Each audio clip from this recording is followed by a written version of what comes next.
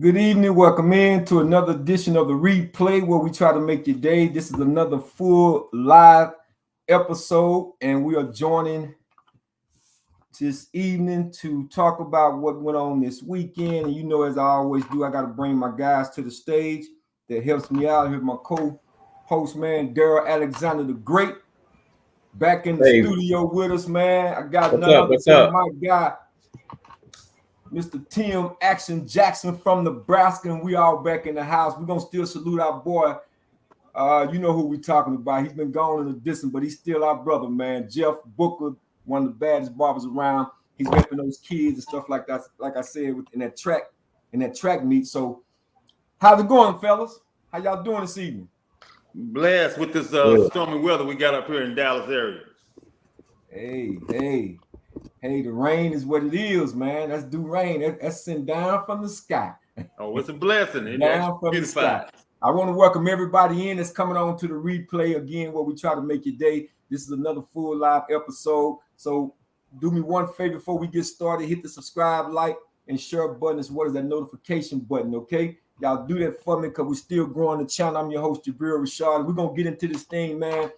There's no further delay. So we just going to go ahead and get right into it. I want to talk about them Dallas Mavericks, man, and those Houston Rockets, man. Dallas went down to Houston, man, and snapped that 11-game winning streak. I had the video clips. I don't know what happened, but anyway, I think y'all saw it like I did. I'm so proud of my Dallas Mavericks, man. They doing their thing at the right time, like we talked about it, guys. You know, they peaking at the right time, hitting on all cylinders, man, all cylinders. And I'm telling you, man, if they're going to be a handful and something to reckon with, they're going to be very dangerous in these playoffs, the way they jelly, man. So, Tim, I'm going to come to you, man, because I ain't seen you in a minute, man. Seemed like it was only 1 week, but it seemed like it was a whole year, my brother. It does seem like a long time, you know. I'm glad to be back with you, brothers. You know, excited about the Mavericks. You know, I've been excited since the trade, so I'm proud of how they're gelling together, how they're looking, how they play this pick and roll. That pick and roll game is off the hook, but the biggest thing they've been doing more than anything else is the way they play defense. With those two centers playing back to back, you know, Gafford and the rookie, with both of them way they playing and actually making sure when they get to the paint, all the balls are contested. They're doing such a good job of contesting balls, and they're funneling the guys really well too. So the perimeter is funneling the guys to a good spot. So they're falling and they're actually talking and communicating really well on defense. A lot of people are sleeping on them because they still think they don't play defense. So a lot of people are not paying attention to that part. So they're like, oh, yeah, they can score, but they're not playing defense. They don't realize they've been holding down people, and they've been doing really well, especially in the fourth quarter. And they've been turning up another level in the fourth quarter as well, too. So they've come back against people.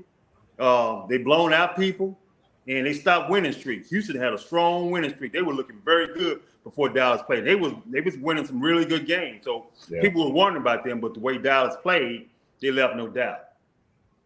Well, DA, let me come to you right quick, my brother. We talking about Luka, man. I mean, Luka is that, and I'm gonna get into some in just a second, man, because we were talking about this NBA MVP candidate thing they got going on, man. Who y'all think? So we'll get to that segue in just a second. But right now, we're talking about the 47.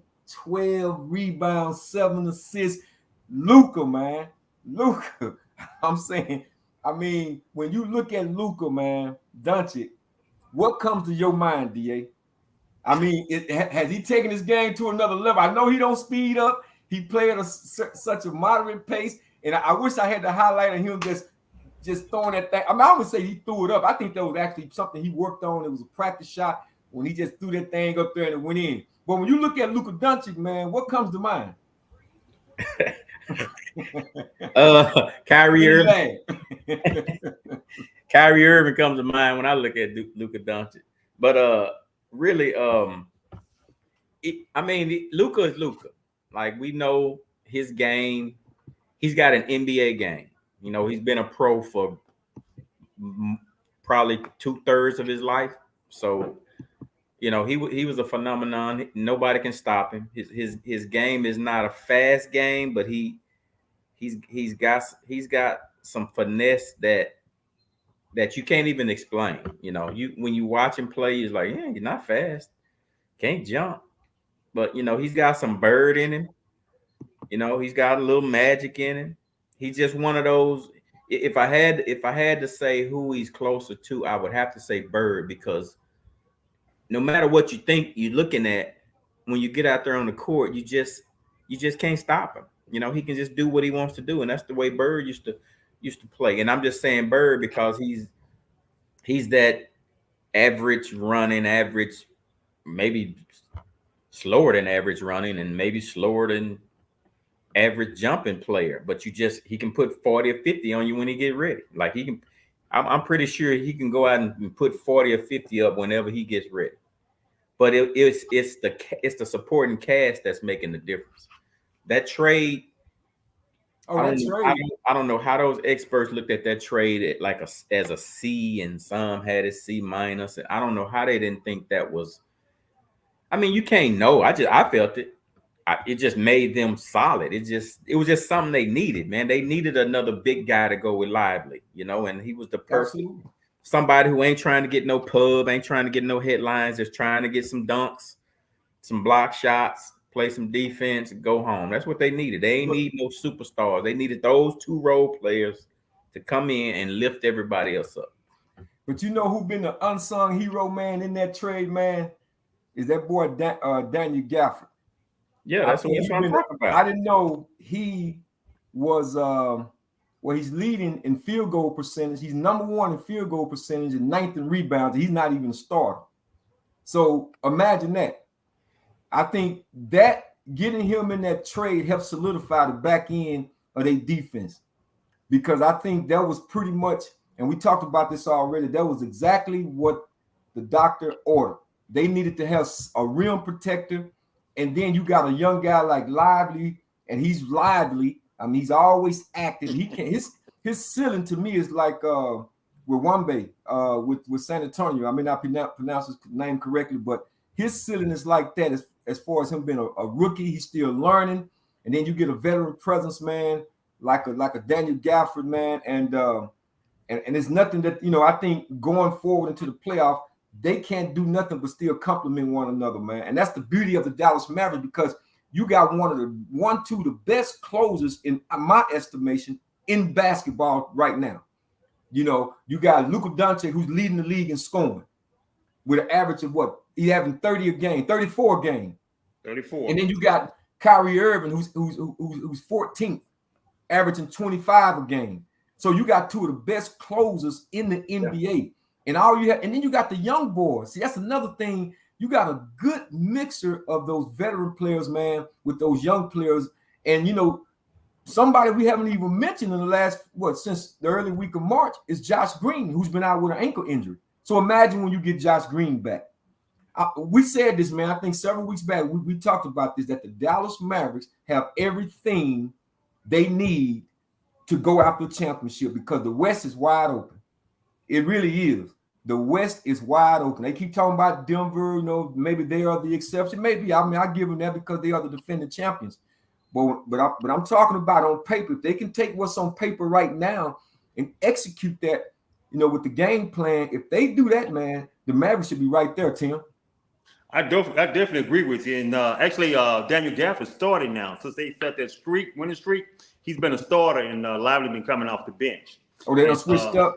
Yeah, they switched it back. They switched it up. And once they did, it actually made it more efficient, because people underestimated how efficient Daniel Gafford can be with a point guard like Luka and Kyrie. Okay, so that's a two-headed point guard position, right? That's two-headed point guard. I don't know what people keep talking about. They keep saying that they forward and no, they two-headed point guard. They both can play shooting guard too, because they both play off the ball a little bit as well.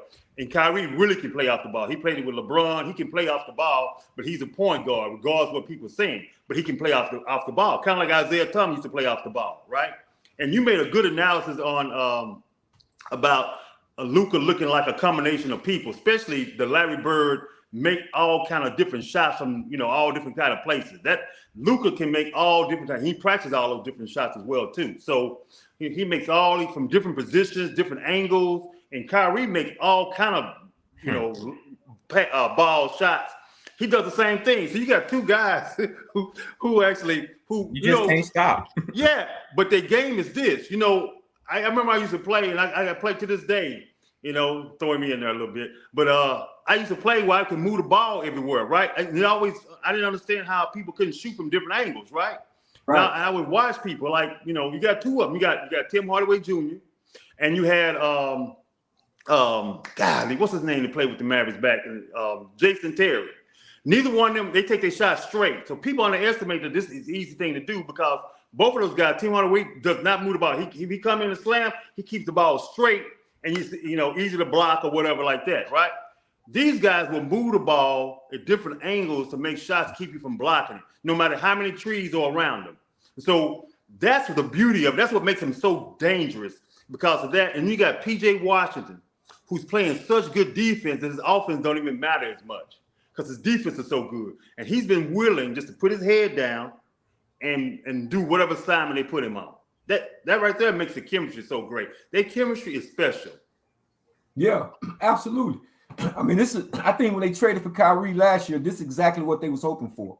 This is exactly what they was hoping for. Kyrie and Doncic it's almost instinctively. You know what I mean? It's like when you can just look in each other's eyes and there's a communication there, that their chemistry, that they have really gelled. And that's what I wanted to see in that backcourt, man, because it's not becoming like, there was a time when, they both were kind of like ISO players and ball dominant to an extent. But to have that kind of respect for one another now at this point of the season, man, it's just a great feeling because I don't think there's a backcourt once again, man. First of all, there's not 1-2 closers, man. It's not anyone better than NBA for that percent. But when you're talking about ball handlers, not like Mary got to get the ball to Joker. You see what I'm saying? Somebody has to bring the ball up and give it to him.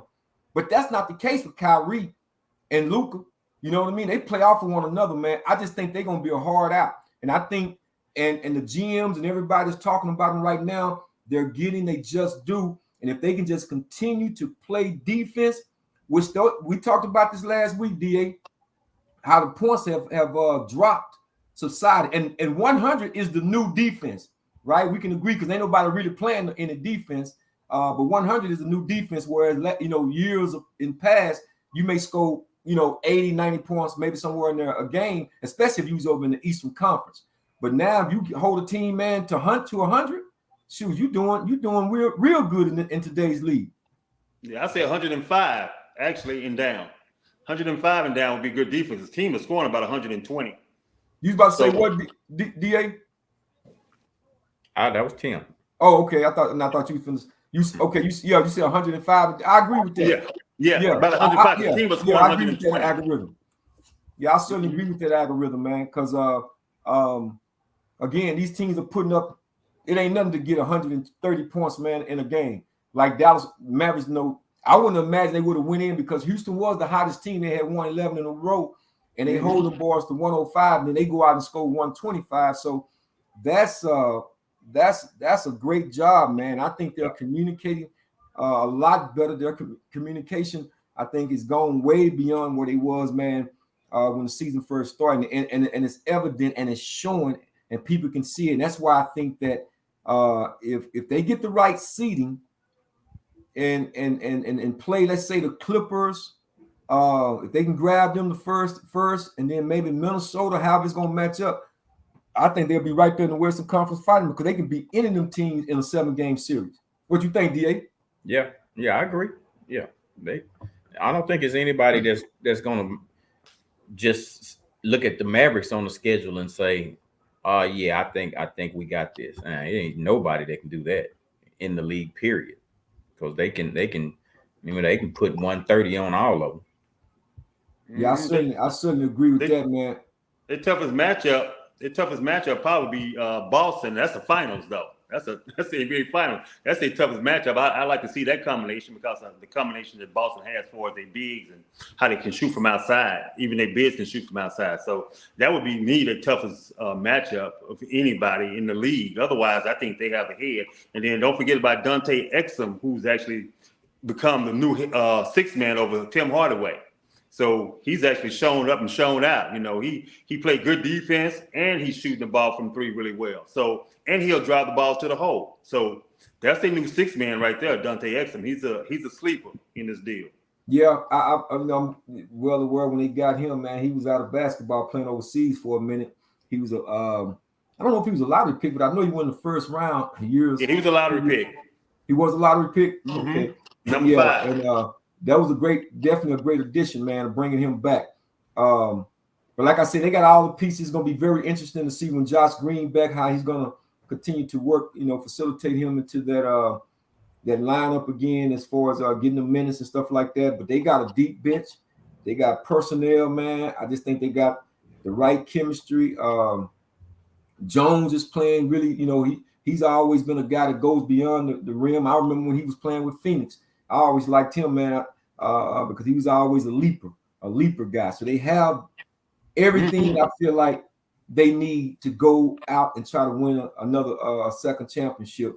And I wouldn't put it off until next year or the year after, because just like Denver, pretty much, don't get me wrong, we understand, Denver was a work in progress, but I don't think, me personally, I can just speak for myself on this, I don't really think I saw Denver doing what they did last year as far as winning it all. I know Joker has always been there and been a mainstay, been a pillar with the Denver Nuggets, but to go and win it all, they just made up their mind. They just said, hey, man, this year is our year.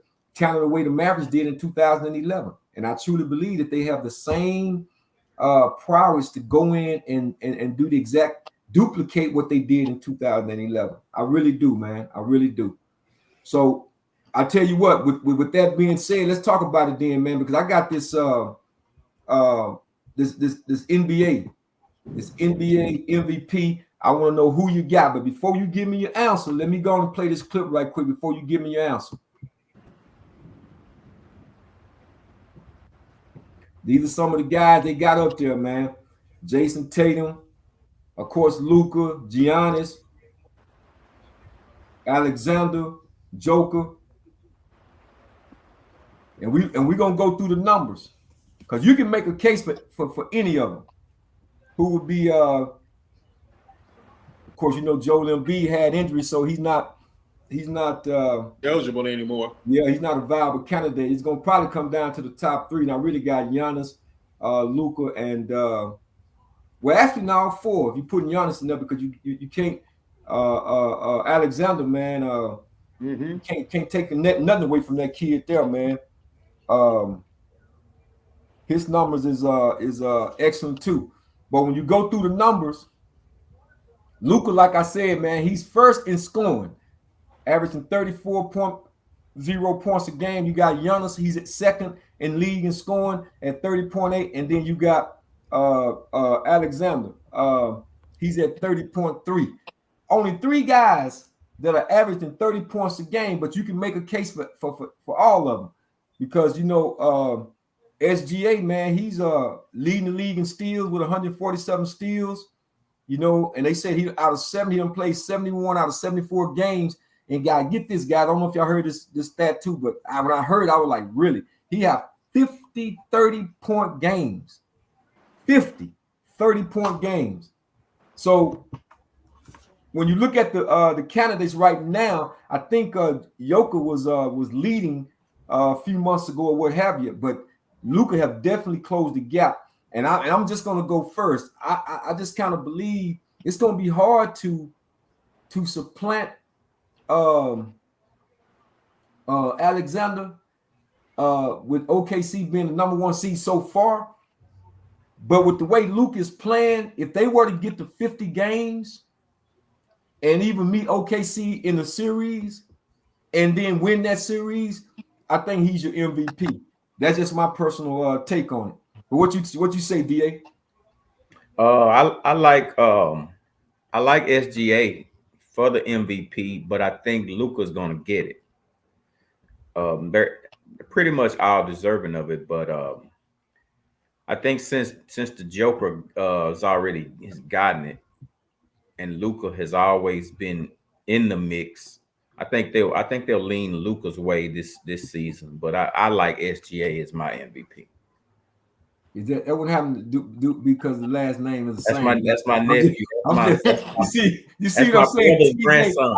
I had to pull his card. You know that That's my brother's grandson. I had to put his card. I knew it was gonna be something along that line. That's Man. my oldest brother's grandson. Brother from another father? No, that's another mother. Same father. Brother. That's my oldest brother's grandson. Oh. Hey, okay, all right. Y'all killing me. If I'm not mistaken, wasn't he drafted by New York? Huh? When he played, I'm trying to remember. Was he drafted by the New York? He was playing with on draft day. He was playing with the Clippers. The Clippers. Remember me telling you that Doc went to Kawhi and said, "Man, I think we need to keep this boy." But they got Paul George instead, and they had to ship him out of there. But when I see that was in that trade. Yeah. I don't know. Maybe I watched him in All-Star. I hadn't really, to be honest with you, I hadn't really just watched him. You can't stop him, man. But his game is just. It's like Luka. You just can't stop him. He plays hard every game, every play, and he's just basically unstoppable. You can't stop him. He's that tough. And good humble dude too. He reminds me of all the smooth dudes like George Gervin and Alex English and stuff like that. They kind of move and kind of slither through and all that. Penny Hardaway slithered in a way, right? Yeah. Kind of slithered through and all that kind of stuff and did his thing. And he can pass the ball. And he plays real good all-around game as well. So I like him. He's a nice kid. He one of the faces that's going to be coming up. Luke, your boy from last year, Denver. Who, Joker? Joker. They gonna, he been kind of blah to me this year. He, without Murray, when Murray's not in there, he ain't been raising his level up high enough to me to get the MVP this year. To me, that's to me. That's my opinion when I watch him. He 10th in scoring, 3rd in rebounds, and believe it or not, him and Kyrie just switched as far as assists. He's 3rd in rebounds, and he was 2nd in assists for a big man, averaging like 9.0 assists a game. But Kyrie just jumped him. Now Kyrie is 2nd. He's 3rd. I guess after the last game they just played. So for a big man and somebody have to bring him the ball. I don't know that he brings the ball up a lot of times, so he don't need the ball brought up. As a matter of fact, they pass the ball to him as soon as they get over the line too. So if he don't get it dribbling up, because he'll dribble it up. If he don't get it dribbling up, they pass the ball almost as soon as he get over. So he's controlling the ball a lot. He got a lot of control of the ball. He just moves the ball really well, and they do a good job of moving the ball, and they got good shooters on that team. So that's one thing I've seen. His assists ain't phenomenal. He's a good passer. He's taller than most of the guys because this is an age where there's not really good centers. There's not that many good centers at all. This is about the worst age of centers. Of big guys that can actually play down in the post and actually do different things than it's ever been. I mean, this is just crazy how they lack centers. And we got tall guys, but they don't know how to play the center position. They all play like they power forward. They don't play good center defense either. I'm talking about center defense as well. So it's not a big guy, besides Jordan Bean and him, we got our lean guys, Daniel Gafford and stuff like that. That helps a little bit, but these guys still kind of leaner in comparison to how a guy used to be. For his power with power, but mine is Luka because of, and this is what's going to determine to me. The voting is in about 2 weeks, so it cuts off before the playoffs. About 2 weeks, they have to have all their votes in. If Dallas continues to keep making a run up the flagpole, they get up to 4 and 5. They said 5 today. As soon as somebody may win, they could be back down to 6. But if they keep winning and they get up to 4 or 5. And the Clippers been playing great lately because they don't want to move down to 5, right? So they've been playing a whole lot better. They've been more intense at the Clippers have in the last few games. So if Lakers, if they get up to that level, then there's going to be a strong push now. Especially if they keep winning, keep having a high streak, that Luka can get that trophy. Because that's the only reason why I think they're holding against Luka, because Mavericks have been at the bottom of it. Now that they're moving up towards the top and they're on a long streak, then people may be willing to go ahead and make a vote, because a lot of times they say, oh, they're not the top team, so we're not voting for him. So they ain't counting him out because they wasn't winning enough games. And so now they count him because they're now winning. Right. Right. His numbers are better than other guys. What were you finna say, DA? I wouldn't say no. A second. Okay. Oh, I was saying I thought that big guy theory was trying to change with Wembyambi and the big boy from that plays with SGA, Chet. I thought the league was trying to trend back to the big man, but it'll never be the big man like before because the artist Gilmore's them. You gotta be able to shoot a three. Like these big men now, they shooting threes and getting assists and behind their back and bringing the ball they up. Shooting from the elbow. Yeah, they shoot from there. They definitely shoot from the elbow. You talking about the Shaqs of the world, Hakeem Olajuwon, Kareem, Artist Gilmore, and all them boys. Now those days are long gone. It's the defense though, and I'm speaking more of. It's some of the guys now, like you said, women them will be what's called, but I'm talking about some of them can't even play good low post defense as well. So that's more of anything else. They might be a reason for that though. Jokic is too much power for them. It might be a reason for that though, Tim, because consider that you don't have a lot of guys post up the way they used to. Right. To be honest with you, because so many of them are shooting from the elbow, you don't see them just posting up. I mean, you knew the big man was going straight down the pipe, and demanding the basketball that we saw back in the 80s and 90s and so forth. So you really don't see it. Most of what they're doing is popping out right up at the elbow, man, taking a little 15-footer. But I don't know. I think it kind of comes and goes and ebbs and flows, so to speak. And then you'll get a kid to come in, man, and look, I don't know if y'all. Well, we'll get to in just a second. Like Edie coming in 7'4". Look, you took the word him, and then Burns from North Carolina State. Because I looked at his league. I know Burns do not be in the NBA. He'll be in somebody's G League somewhere. I saw Burns, man. I say, man, Burns don't get up 2 feet up off the ground, man. Nope. So ain't gonna be tired after 3 minutes. I know, come man. out. I know. So yeah, we still got a question mark on Burns, man. But he's fun to watch, man. He's the spirit of that team. But yeah, I think that in comparison to years past, man, the guys today, man, they're just a little bit more athletic in that 5 spot because they're asked to do different things now, and so to develop that low post game that we're accustomed to, man. I don't know if we'll probably see that. If we do, it's going to be a while because they're going to start focusing on young guys like Wembyambi and and so forth, as well as they should, because the NBA have to start getting ready. The people like LeBron James is getting ready to got to put out the campfire and call in the dog, so to speak. So you got to start marketing to Anthony Edwards and these younger players, man, so you can continue to sell your brand. Well, one thing I like about I'll say this about Joker, and I'll just say this part. Joker, what makes him really unique besides his passing is that he can dribble into the post. So a lot of guys got to sit in the post and get past too. He can actually dribble into the post. He will dribble to the post and sit his man and position himself against his man and then make a shot real easy because it's better for him to do that too. He don't like sitting in the post. He like to dribble to the post. So a lot of guys can't stop him from dribbling that plays center position. So a lot of times, guys in the past will lament how the heck, well, the game is so spread out. That's the one thing about the team being so spread out and shooting threes so well. When you can shoot threes so well, he has enough room to dribble the ball as a big, tall, long dribbler. Long dribblers couldn't play in the post, couldn't dribble down the post like that back in the day because it wasn't spread out enough. Now the game's spread out enough. The big long dribbler can actually dribble the ball from the top of the key all the way down to the paint. They couldn't do it before, but with the spread out game, they can do it now. Y'all do me a favor. Y'all chat out in the comment. Tell me who you like. NBA 2024 NBA MVP. Do you want Luka? Do you think it's going to be Joker? Do you think it's going to be SGA from Oklahoma?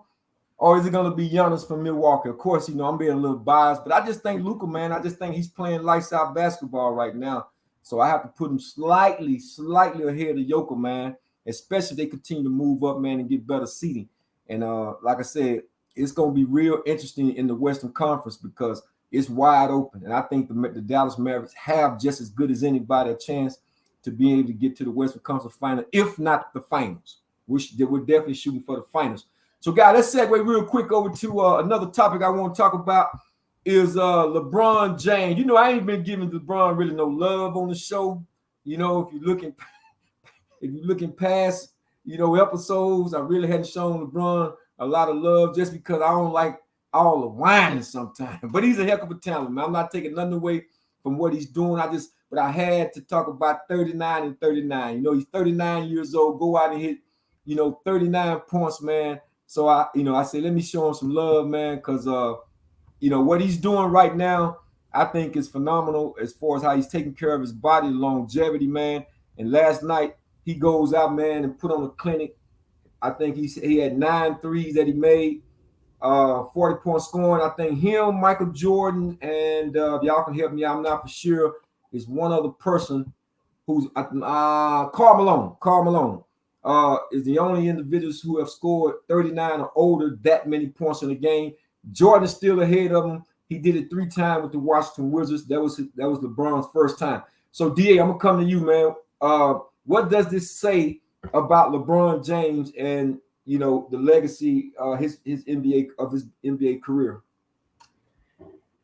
I mean, it's you can't knock it. It's for anybody to hit 39, you know, no matter how old they are. You gotta give whoever hit 39 credit, you know. But right, I think the only downside to it is it's this new NBA. Like 39 is not hard to get anymore because of you really can't play defense, you can't hand check. They don't let you really get physical. So it's just it's the nature of the game, not taking anything away from the 39 for a 39-year-old. But I just have to look at it with some new school era type eyes. Like that's the new school. Like you can go out and get 40 and 50 and 60 and, you know, you can have 10, 15 guys getting 60 and 50 points because that's just the way it is. It's just an offensive league. It's a lot easier to score. You can't really play defense. It's like kind of like football's can't really play defense. They want to see a lot. So let me ask you this. Want to see a lot of points. You don't put a lot of emphasis on just because of, like I say, it's more offensive driven nowadays. You just stay. Yeah, I don't. So I mean, it's 39, which is always a good number, no matter who it is. But I don't put as much emphasis as the rest of sports world is doing because it's designed for people to just go out and get a lot of points. What you think, T? Well, you know, I got to give credit where credit due for the great LaFlopper. You know. He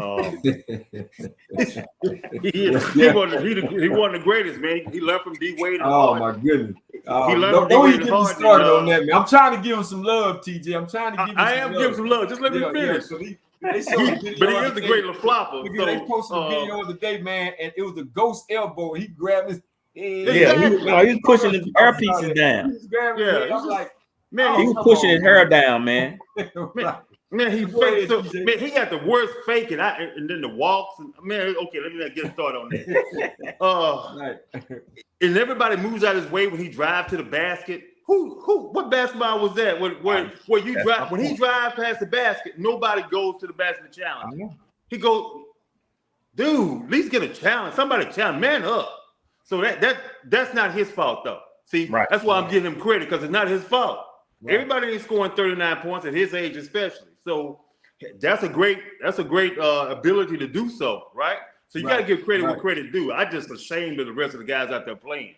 I mean, if I was just looking at them, I'm like, dude, you know, we need our fouls. Yeah, you ain't no foul. You only got one foul the whole game.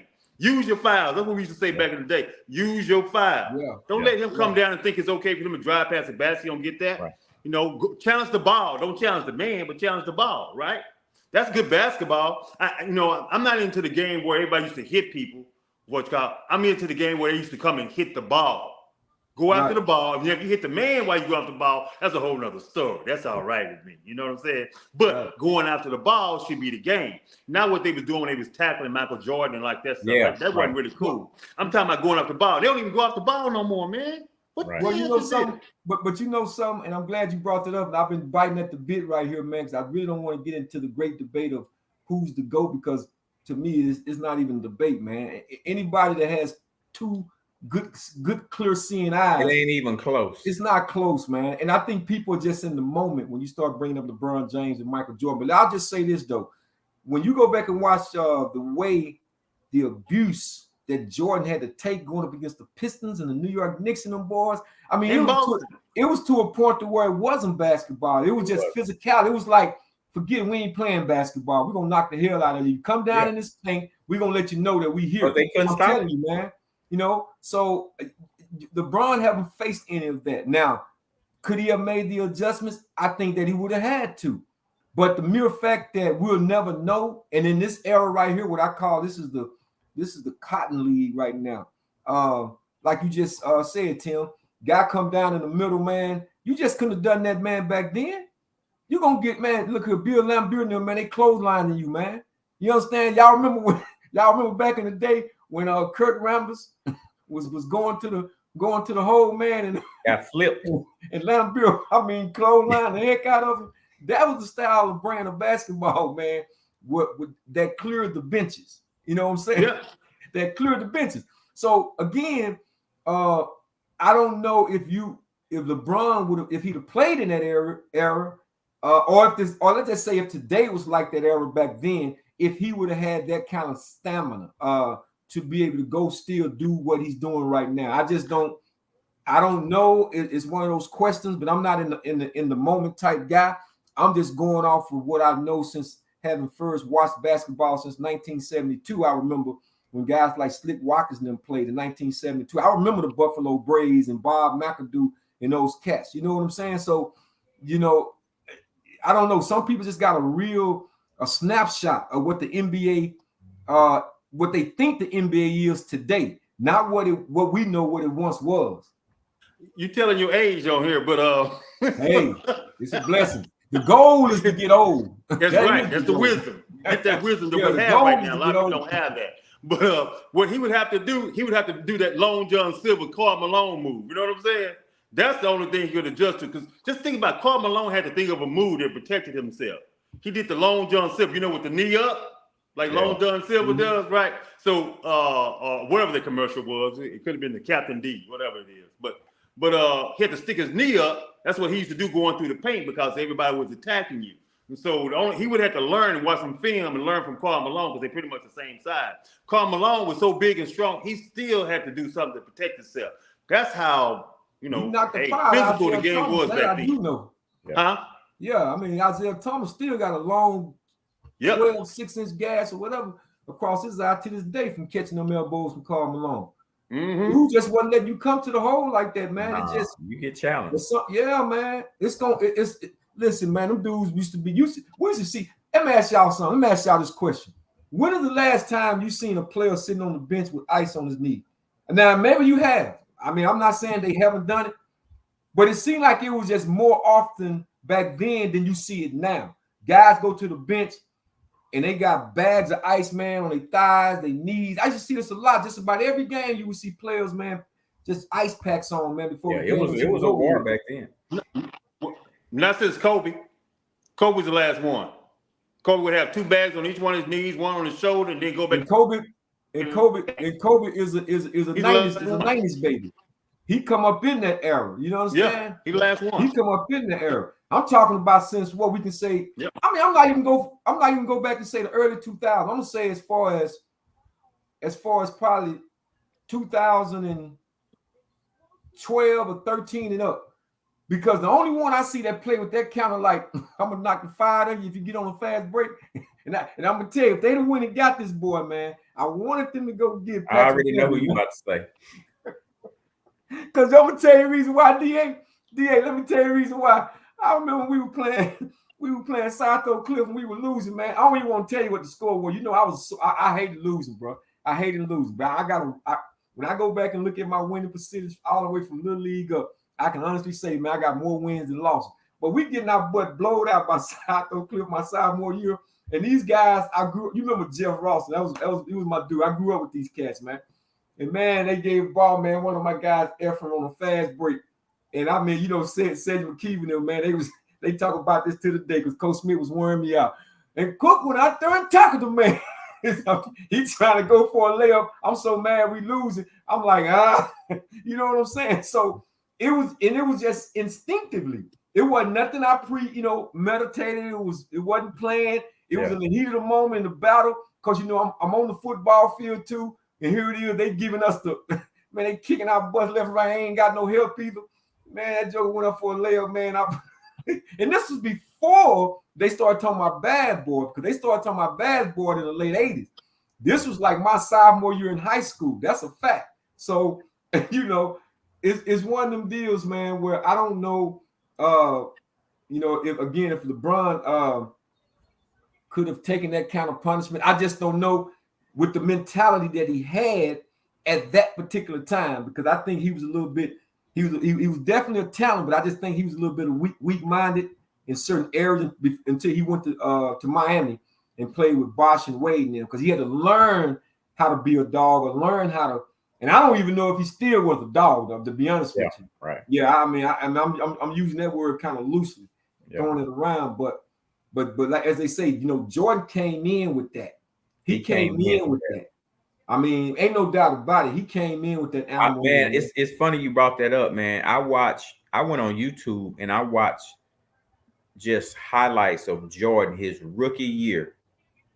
And after about 3 or 4 clips, I was just like, this is the greatest dude to ever put a basketball in his hand. He was just instant killer. He was just instant, always played defense, was always hustling, he was just like, hey man, I'm gonna take this whole game to another level. Y'all can come with me or y'all can stay back down there.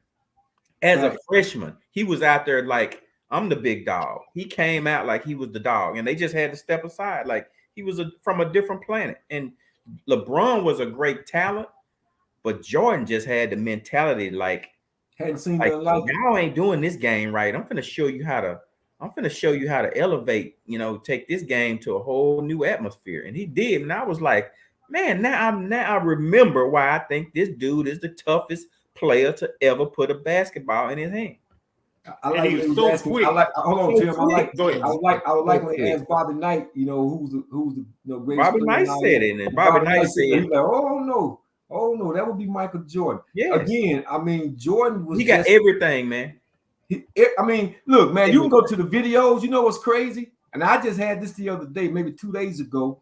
Just when you think that you've seen, a lot of his videos, they come up with another series of videos. Yes. I'm like, now they talking about his step back. They say he had one of the meanest step backs. I'm saying, man, who put this video together? Man, they put a pump fake video of him out where he just pump faking and fake people out with the ball. I was like, he got like 35 clips of him faking people out and playing with the ball with it. Yeah, just the original Cloud.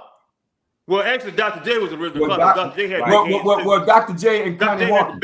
He had them big hands too. But Dr. J and Connie Hawkins. You're talking about them are 2 Clouds right there. Both of those guys with the ball can move that ball wherever they need to go with it. And you're right, Jordan would fake that ball to people, help people. People step back, throw it around your back, pull it back. Yeah, exactly. Man, I was DA. Yeah, I wasn't. I mean, this is what I'm saying. When guys are caught up in the moment, I try to be a student of the game. Whatever sport that I play, I try to be a student of that. I don't see how you can look at both these guys. First of all, I wouldn't even compare them to Jordan. I may wind up comparing them to Magic or somebody. But the point I'm simply making is, I wasn't a Jordan dude. You know that. Me and McKeevan, we used to argue, man. About he was the first guy that I ever heard talk about. Freshman in college, he was. We had a freshman in college coming out of high school. Yes. He knew the high school, Laney, high school in North Carolina. I'm like, whatever, because I'm a big Isaiah Thomas guy at this time. Indiana was my mom because Isaiah Thomas. And I'm sitting here watching this dude come on his freshman year, hit the shot against Georgetown. Then the next year, you can see the growth in him, man. And you just saw it. You know what I'm saying? It was so obvious. And he was passing the smell test. And the more and more I saw this cat play, then you get to the NBA. Now, I'll tell you what really did it for me was if y'all recall, is when the 1984 Olympic team had to play the NBA teams. And the way he was handling them in that, even in that era, before he had made it to the NBA, the dude was he was just different, man. I don't know how that's why I say those who will sit there and try to make the case for LeBron is really stuck in the moment, or either they don't have the knowledge of the whole history of the game. And that's to me, that's unfortunate because they haven't taken the time out to go back and review the history of the game. And I don't think, don't get me wrong, I always make the comparison between Michael Jackson and Prince. Prince is gonna have people to go see him, but I always use this analogy. If you got one ticket and you got two arenas, one ticket gonna get you in Michael Jackson or Prince. We understand that Prince is the magician. I mean, watch yourself. You better watch yourself. He's the musician. We understand he play all different instruments. But if you're talking about going to be entertained for one evening, your step. Who you gonna go see? You got one ticket, DA. I won't know, DA. Who you gonna go see? You gotta watch your step, man. Because I'm asking you. I don't think you know that I'm a Purple Rain Prince. Oh man. Well, I tell you what. I'm gonna tell you what. I want to see somebody who can play that piano and then go hit them drums and then dance with them heels on and then go over there and hit that keyboard. I want to see it all. I want to see somebody dancing on top of the keyboard. I'm gonna say this, jumping off the speaker. I know Michael Jackson is the great. Your line, that line you're gonna be in is gonna be a lot shorter than the line I'm gonna be in. I'm not staying that long line. Yeah, it's gonna be shorter. Yeah, it is. You're right. Yeah, I got one ticket. Don't get me. And I seen Prince. Didn't get a chance. Well, I shook Michael Jackson's hand, but that's when he had the big nose, y'all. The big nose and the afro. Remember the pepper nose? Yeah. I don't know, DA. You remember they came down to Singing Hill Park, man, back in the day, man. Him and his sisters. And I don't know if y'all remember that. It was all on K. Back then it was called KKDA. But they had them come down to Singing Hill, man. They put up in the black limousine, the whole 9 yards. They had the song out, Let Me Show You the Way to Go. And he stood on the stage and was shaking our hands and everything. I was only 11 years old, so they let all the kids go inside the gym. But Prince, I saw Prince perform at the American Airlines Arena, and Prince is Prince. I'm not taking nothing away from Prince. But if I got one ticket, who you go see? So I use the same scenario when it comes to Jordan and LeBron James. You got one ticket, and it's a game 7. I won't know which arena. You gonna go in the Bulls arena, or you gonna go out there? Well, you ain't gonna see Jordan in no game 7 because he gonna have it wrapped up in 6. Yeah, but that's not even to me, man. It's not even a topic of conversation. We start talking about who the GOAT is, man. This is a proven fact, man. So what you about to say, TJ? Only discussion you can have to me is actually there's 3 guys who are physically gifted better than everybody else during their time periods, and that was Will Chamberlain, Michael Jordan, LeBron James. He physically gifted. Now there's a mentality to winning. That's where you go in. That's where Jordan separates himself from the other 2 physically gifted people. Right. The winning mentality, and that's when you bring in the Bill Russell and all that. But he's physically gifted, so he's in a party of 3 for us physically gifted. You can take Julius Erving as well too, and you want to roll in that area because Julius physically gifted as well too, as his area as well too. So if you take those 4 physically gifted, the way beyond everybody else, I'm talking about jump higher, float, all that kind of stuff. Those 4 guys were actually physically gifted with the winning mentality of Jordan is above those four guys. So that to me separates them from all those other 3. And Will Chamberlain, when he had a chance to he beat triple team and all that kind of stuff, but he still didn't find a way to force the team, even against the best team. He needed to do more to force his way. And that's a different mentality. That's a mentality difference. Right. Him and Jordan and Kobe and the other ones with the mentality and Bill Russell. Those 3 got that mentality. Now you talking about mentality, we talking about 3 people: Bill Russell, Kobe Bryant. And I bring in Magic. Magic had a mentality too. But all 4 of those guys, and Jordan, of course, all 4 of those guys had that mentality. They're gonna do everything they can to win. Right. And I give it Bird too, because Bird actually because you can't leave Magic and Bird cancel each other out. I'm talking about mentality though. You going deep. I can't let you leave out. So you see that it's still Jordan. I can't let you leave out Isaiah Thomas just because he was. He had it too. He had even Allen Iverson, but no, I'm with you. Allen Iverson too. Yeah, they. I give it to you. Yeah. But we're talking. But again, we're talking about.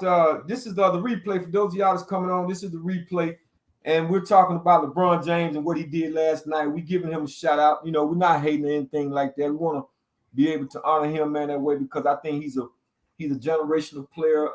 As far as the physicality, what Tim is talking about, we probably won't see anyone like him in a while. I'm not saying it won't happen again, but as far as the physicality and what he brings to the table, you probably won't see that again in terms of being 6'8" and 250 or 260 or whatever he is. So he put on a clinic last night.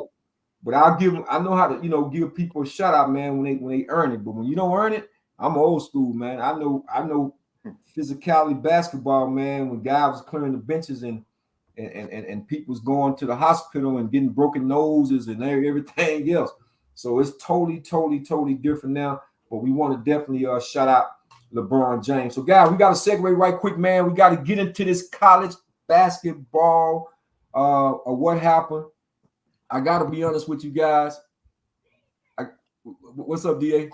Before we get into it, give me 30 seconds, man, to shout out Iowa. They put LSU in a headlock tonight. Caitlin Clark, she schooled them. I blame LSU head coach for the loss. She didn't double her the whole night. She didn't have her best defender on her. It was an easy night for her. And Juju Watkins just broke the single season freshman scoring record just about 5 minutes ago. Oh man, I forgot about it, man. He hit a three from the logo to break it. But you know what? I'm not still surprised. First half, USC and UConn. But DA, and we're gonna get to the girls in just a second, man. We're gonna get into the March Madness Final Four with the girls in just a second. So let me just go ahead and put this up right quick, because we had a wild weekend, man. I was real, man. When North Carolina lost, I kind of had them, man, and they lost to I think it was Alabama, 89-87. I just was like, I had a minute, man, but I did too. This is big time for NC State, man. As you can see, Jim Valvano, man, when they went down there and won it back in 1983 when Derek Winberg caught that missed shot. Well, actually, it was Derek Winberg shot the ball, and it was Lorenzo Charles that caught and dunked it back in. But, it was a fantastic weekend, man. So big shout out to the men's side. Purdue, defeated Tennessee, as you see. NC State getting by Duke. I hate that U of H lost, man. I really believe if the boy Shed don't get hurt for U of H, man, I think Houston win that game. They win that if Shed plays. No, that's without a doubt to me. That's not even a question. They definitely if he plays. Of course, UConn took care of business. So the Final Four have been set, and now you see Iowa. You just told us that Iowa defeated LSU, which is really not a surprise to me, guys, simply because I feel strongly that South Carolina should win it all. I think Dawn Staley is going to defend herself from last year defeat. And DA, even though I say that, I'm hesitant, and this is the reason why I think we talked about this, man, briefly. When it comes to this girl, Caitlin, but she's doing a lot of flopping too. And you talked about this, and you can elaborate a little bit more on it in just a second. But you talked about how they're officiating when they're officiating some of her games, and I'm just hoping that Dawn Staley, if they were to meet Iowa, put the foot on these girls, because if it's close, man, I'm gonna lean kind of what you saying as far as how they're officiating when it comes to these pretty much predominant African-American teams. I hate to go there, but that's what we're kind of seeing in a way, because they played this thing on Caitlin Clark. They didn't do it tonight. Nobody even touched this girl, man. She was doing all this. Yeah, they didn't do it tonight. Like since her dad got on her for complaining, she hadn't flopped. They've like I was looking for that tonight. It didn't happen. They called a good game both ways. Well, good, because she just lit them up. Like she didn't do a LeBron, huh? No, she didn't flop not one time. She just it was so easy for her tonight. They never double her until they was down 12 with a minute left. Well, you mentioned Kim Mulkey, right? Instead of her worrying about the Washington Post, she should have been focusing more so on her team. Yeah. Not to say that I think it was horrible, man. That game, they'll be talking about it tomorrow. She did a horrible coaching job to me. They made no adjustments on her all night. And you can't, because I'm not taking nothing away from Caitlin Clark. She's a talent, man. She is the Oh, she lit them up. She lit that one girl up. They never made. You have to hold her accountable. Somebody got to close out the shooter.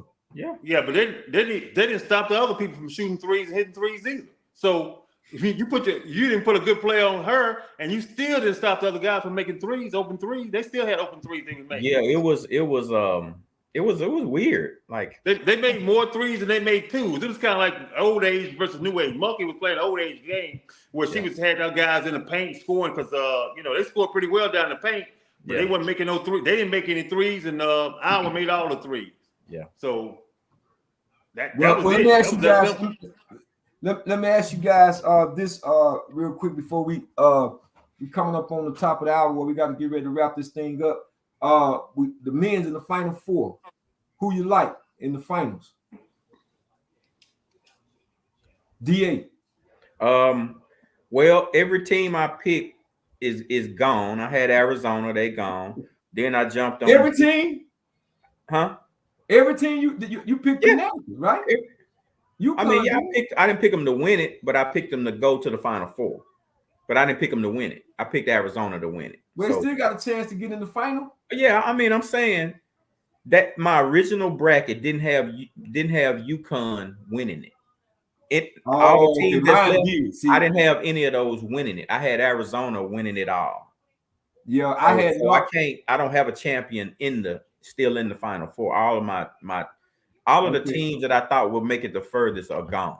Duke, I had North Carolina. When I picked them, they got knocked out. Duke got knocked out by NC State. I sure thought they would beat NC State, even though NC State got pretty. I hate Duke shouldn't even been there. I just man. So I like Roach, man. I like Roach and the other little guard they got. Yeah, but anyway, So from right now, the final four, I can't go against UConn now. That's my pick right now. Okay. That's okay. What about you, TJ? I had Houston, but UConn was my second team. UConn was the team I thought would go second. I thought Purdue was going to play really well, but I didn't know if they were going to get upset because they had a history of getting upset every single time. But the other guys are actually making a shot from the outside. They're doing a good job of getting it down to Eddie and then passing the ball back out, and they're doing a pretty good job of making shots. So they're gonna be a tough out, and it could be them two playing in the finals, UConn versus Purdue. But I got UConn because they just the way they play defense. And Alabama got about one of the teams that actually can shoot the ball well enough from three to actually give them an opportunity to not make it. But if UConn plays their game because they play such good defense and they kind of different type of offense, how they spread the ball, it's kind of hard to deal with them. Their defense is really, really good. Y'all basing this on when the last couple of weeks. As far as how you analyzing the game now, y'all basing this on the last couple of weeks, and I'm asking that for a reason because contrary to popular belief with DA, I'm the savant. You know what I mean? Filling his bracket out with a pencil. I'm the savant. You know, he swear up and down. He picking his teams after the game's over. DA swear up and down. I was making these picks, man. He ain't seen no teams after the game. I said, man, so and so won. Yeah, I had them. Yeah, I had them. Hey, man. Hey. I actually listened to the DA trying to hang me out the dry, man. He trying to hang me out the dry, TJ. Talking about I'm making the picks. He ain't blaming on Ramadan. I say, listen, the text look, when you text somebody, it gives you the time and the day and everything. Right? And I told him, I knew I had, and I think y'all remember, I had all Texas schools, if you remember. I mean, I was getting my butt whooped for them in Beta Law. All them gone, all them gone. All that guy. I was hanging my head on U of H. I even lost with the Texas girls over there when they lost. But the deal of it is, I had Houston, I had UConn, I had Purdue. The other was a toss-up because I was seeing North Carolina. I really thought, man, would be there. But you know, I didn't have, I'll be honest, I didn't have who was gonna actually make it to the final. I was just looking at the final four. So since I have two still left, I'm gonna say UConn and Purdue. And man, I'm out to see how they play, you know, because that's gonna be a good one if them two make it. Y'all hold on for just a second, man. I gotta get over to the comments right quick, man. Oh, guess who on with us tonight, DA? We got my man, our brother, man, Sam McKeever, the guru, the savant. He might be the real savant, y'all. What up, said? He say that UConn gonna take it all, man. Say UConn gonna take it all. What up, Blow? I see you. Blow is in the house too, man. Thank y'all for joining us, man, on another edition of a replay. Yeah, man. And I think, let me see. What Blow? He say UConn too. He say UConn is my pick. Blow, are you sure about that? Now I give you another opportunity because I know you probably still getting over the hangover on the 49. I got DA here. I don't want you to make that same mistake twice now. Now that's my brother, y'all. Yeah, he got UConn and said he got UConn as well. I'm just gonna wait. I may wind up going with UConn, I'll be honest, but man, that big fella in the middle, man, they just haven't had an answer for him, DA. They ain't had an answer for him. UConn can handle him. He's slow. He ain't. They can handle that. All you got to do is hit some outside shots, and that big boy won't even be a factor. They're gonna have to hit some outside shots because actually, he ain't that slow. I mean, compared to big slow guys they had like John Concack and the guys back in the day. Yeah. You know, he ain't no big old giant. Eden used to play for Utah. You know, he moved better there. At least he's not. You know. You ring, you know. Yeah. Well, you are gonna say though, TJ. Well, listen, I was gonna say, but there's a flip side of that though. You know what I'm saying? There's a flip side. If I don't know if they got somebody that can pull him out from underneath the basket or whatever, or not. But if they pounded this ball on the inside, he could put somebody in foul trouble. You know what I'm saying? So it's just all about schematically. How do both coaches, you know, match these boys up and try to get those plays? But you know, Purdue, they play with a lot of, I don't know, kind of like a lot of old school, bring your lunch pail kind of, you know, basic basketball, kind of throwback a little bit with the big fella. You know, you got to do that. But like I say, UConn could run them out the building too with the athleticism that they have on their team. So again, I'm gonna see how they play the Final Four, man. I have to make my prediction on the next time we on the show. Here we go.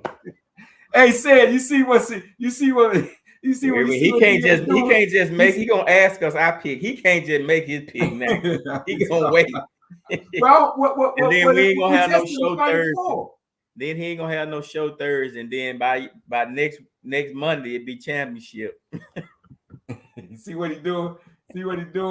Well, I tell you the truth, man. And he gonna say, "Yeah, that's what I picked. That's what I picked." Yeah. I told y'all. I told you.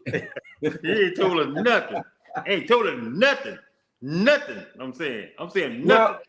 Well, right now, let me just say it like this, though. Okay, out of the Final Four, out of the 4 teams we have right now, DA, who you like out of? I think is UConn is matched up with Alabama, right?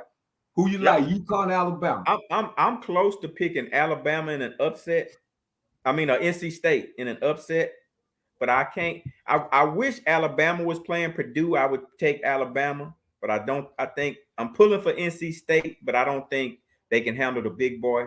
So I'm gonna go with Purdue and UConn in the championship, with UConn winning it. Okay. What about you, TJ?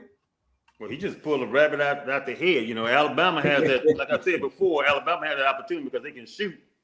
And if they hitting their shots, they the only team I think that actually can upset this Cardinal of all the teams. I don't think NC State, NC Cinderella girls and boys, NC State are actually in the doing their thing. So that NC State, you know, they got bragging rights right now because they got 2 teams in there, girls and boys. Well, hold on, Till, because let me get this. I want to hear from the people in the chat, man. Y'all, I heard from Bloke, Curtis Medlock, and Sid McKeever. I know Drake just got jumped on. Who y'all like in this Final Four out of the men's? We're talking about the men's right now.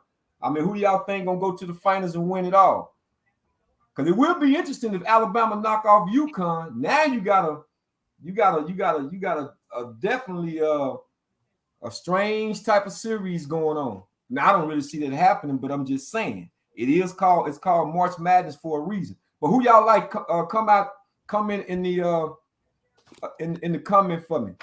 Y'all let me know who y'all like out. I gave you mine. I'm gonna make my decision, man. I like Purdue and I like Connecticut. And when it come back around for championship Monday, we're gonna talk about that. Yeah, no doubt, Sid. I see. Appreciate you, brother. Ramadan Mubarak, man. let me see something, man. Since y'all not gonna give it up anymore, y'all not gonna go past the finals. I still don't know if I heard y'all make a comment regarding that or not. We're gonna talk about the women right quick. So okay, I think DA said he liked Iowa.